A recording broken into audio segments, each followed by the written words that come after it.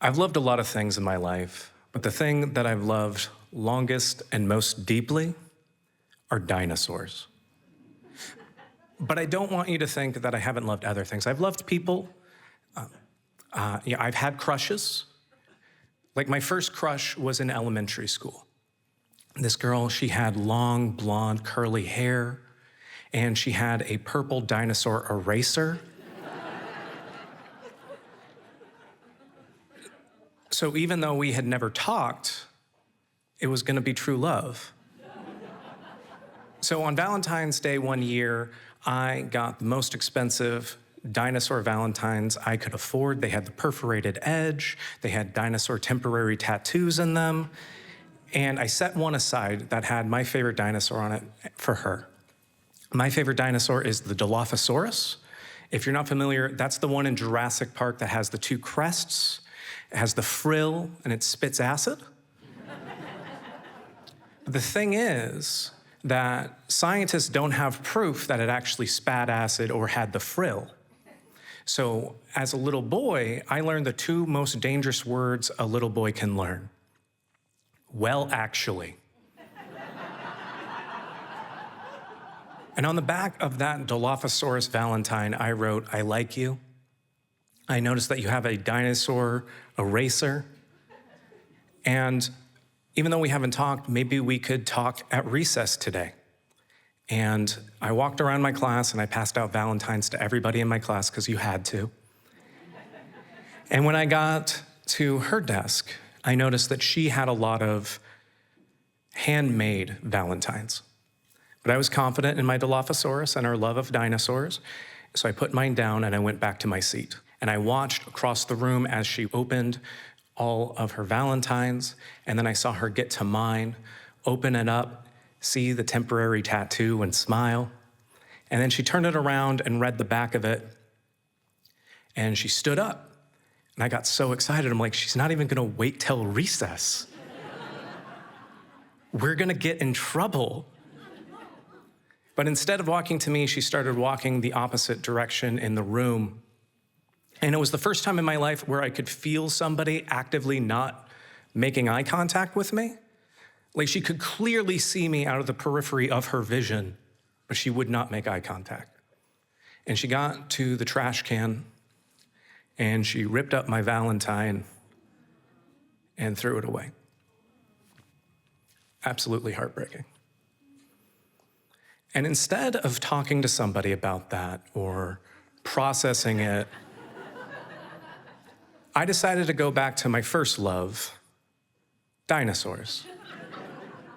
And on the early days of the internet, I decided to do research on dinosaurs, and I learned that at the time, 4 states had state dinosaurs. Just like you have state trees, state flowers, state birds, there are state dinosaurs. And in our day and age, there are 15 states that have state dinosaurs, hopefully more soon.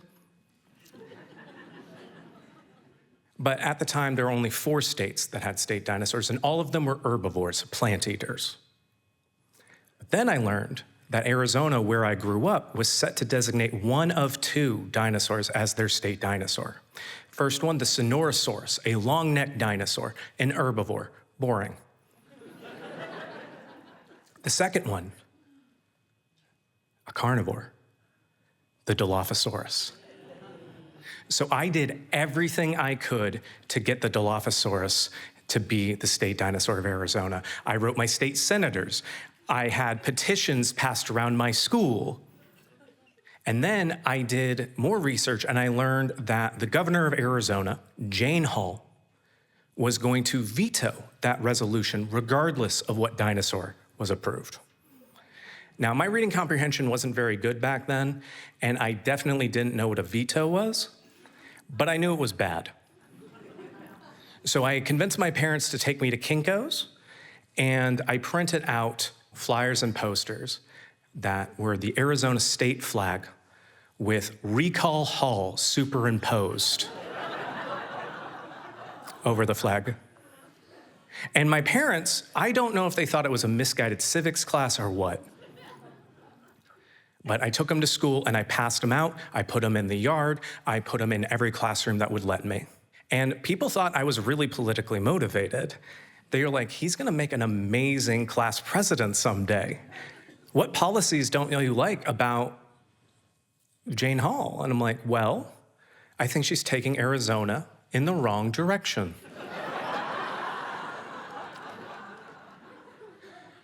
And then he'd be like, yeah, but what specifically?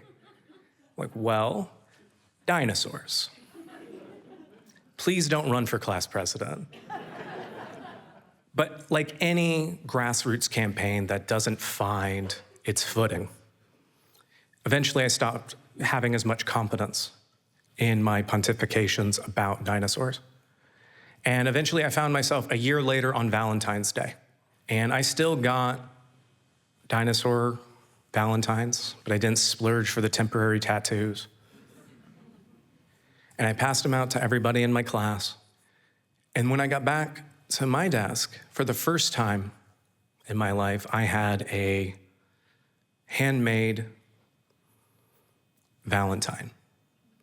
A boy in my class had looked up what a Dilophosaurus skull looked like. He had drawn it by hand and colored it in. And when I opened it up, it read, Matt, I really miss you talking about dinosaurs in class. And even though we haven't talked before, maybe we could talk today at recess, but maybe not about dinosaurs. And I'm very happy to say that I talked to him that day at recess, and that I still talk to him to this day. Thank you.